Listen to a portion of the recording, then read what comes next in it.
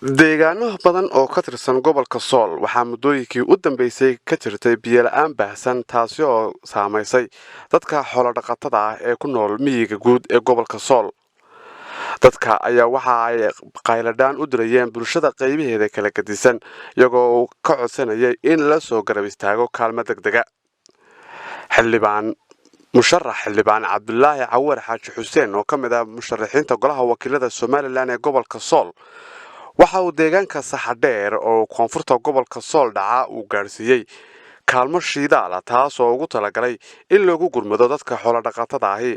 Shidaalkan ayaa waxaa ka faa'iideysan doona riigga deegaanka Saxadheer kaas oo muddooyinkii u dambeysay la xidhnaa sida ay sheegeen dadka deegaanku shidaal la'aan kadib markii qiimaha shidaalku sare u kacay.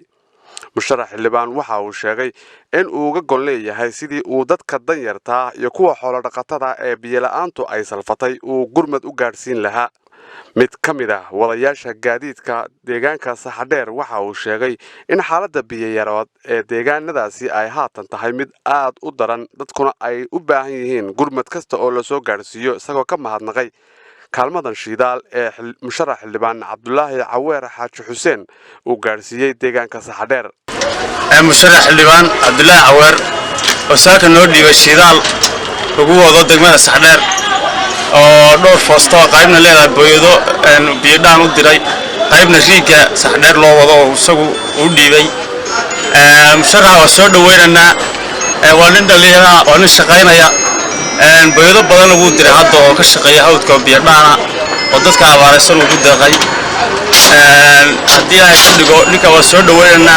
xildhibaan Cabdulaahi Cawar deegaanku maxay intee lag buu qabay shidaalka la gaarsiiyay riigga iyo booyadaada dee nafkaada hadda ma jirto naf kaleba ma jirto aan biyo dhaan ahayn aad iyo aad buu ugu mahadsan yahay lagu soo dhaweynaya deegaankana waa laga rabay. shidaalka iyo booyadaha waa waxa kaliya haddeer riigga iyo booyado waxa kaliya haddeer dadku dhaqdhaqaa reer miyiga ee naftu ay dul taabo. riigga Saxadheer baa intee waxa deegaano see leeg baseeday buu waraabiya wuxuu waraabiyaa deegaano badan oo riiggaas la wadimaa wixii xoolo adduunka jiray wixii iyo booyadii wixii hadda riigga isugu yimaado. wixii kalena waxaa loo diray shidaal booyadaha loogu talagalay geynaya xaafadaha geynaya miyiga iyo xoolaha u geynaya. maadaama adiga ka mid tahay dadka deegaanka dareen noocay ogsiinaysaa in gurmud noocaas la gaarsiiyo dadkaagi dareen aad iyo aad u wacan aad iyo aad hala soo badiyaan leeyahay wixii kale ku taakulanaya weliba haddeer dee Cabdulaahi unbaa arrinka haddeer geeyey oo dadku haddeer wadwadaan booyadaha iyo geeyey dhowr booyadooda jooga kala imaaneen waa soo dhaweynayna. dhinaca kale musharax xildhibaan Cabdulaahi Cawar Xaaji Xuseen oo la hadlay telefishinka codka Soomaalida waxa uu sheegay in waqtigan aysan ahayn xilli la ololeeyo balse dadka jilicsan ee ay codka ka doonayaan musharaxiintu ay tahay in la garab istaago isla markaasna la kaalmeeyo gaar ahaan kuwa xoolo dhaqatada ah oo iyagu haatan ay biyo la'aani ay soo food saartay. isagoo arrimahaas ka hadlayana waxa uu yidhi bismillaahi raxmaani raxiim. saynu wada ognahay waxaa jira biyo la'aan baahsan koonfurta gobolka Sool dhinaca hawdka marka bariyahan anagu waxaan ka shaqeynay inaan dadka biyo gaarsiino anigoo ah musharax Cabdulaahi Cawar Xaaji Xuseen. maanta waxaan sii dhiibnay shidaal aan sii dhiibnay riigga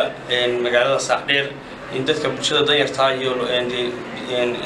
biyaha loogu fasaxo iyo qasabadaha magaalada booyadihii shaqaynayay dadka biyaha gaarsiinayna shidaal baan sii dhiibnay iyagoo ay ka mid yihiin dadka booyadaha qayb ka mid ah ay ka magacaabi karo Cabdulaahi Cali Soodhe oo in muxsin oo nagala qayb qaadatay biyo dhaamiska iyadoo la og yahay in maanta sicir barar jiro dadkii xoolihii laga iibsanayn shilinkoodii lacagta Soomaaliga ahayd ay soconayaan maadaama anagu aan nahay dad musharaxiina oo deegaanka wax ka doonaya deegaamada koonfurta gobolka Sool sida Saxadheer Kalabayd Dabataag deegaano badan kala daboolooyin qoroley xidhxidh dhuma geedheer marka deegaamadu way badan yihiin laakiin hadda waxaan wax ka bilownay magaalada Saxadheer la dhaho iyo wixii hoos yimaada marka bariyahan biyo dhaamis baan wadnay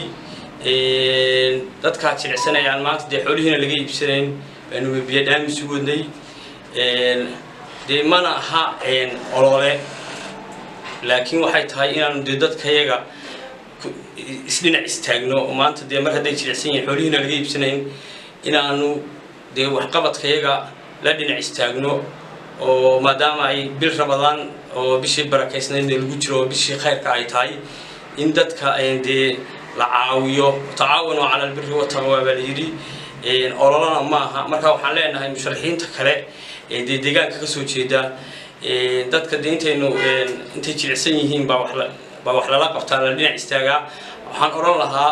tay inagana hadhow inoogu heliyaan codka inoo siiyaan maanta ay dadkii haraadan yihiin oo jilicsan yihiin oo Ramadaan ku jiraan oo geedaamis ku jiraan oo jiilaal ku jiraan in maanta aynu markaa wixii awoodno biyo iyo wixii kale adeegii aynu gaarsiin karna shidaal maadaama shidaalkii qaali noqday oo foosadii 150 kor u dhaaftay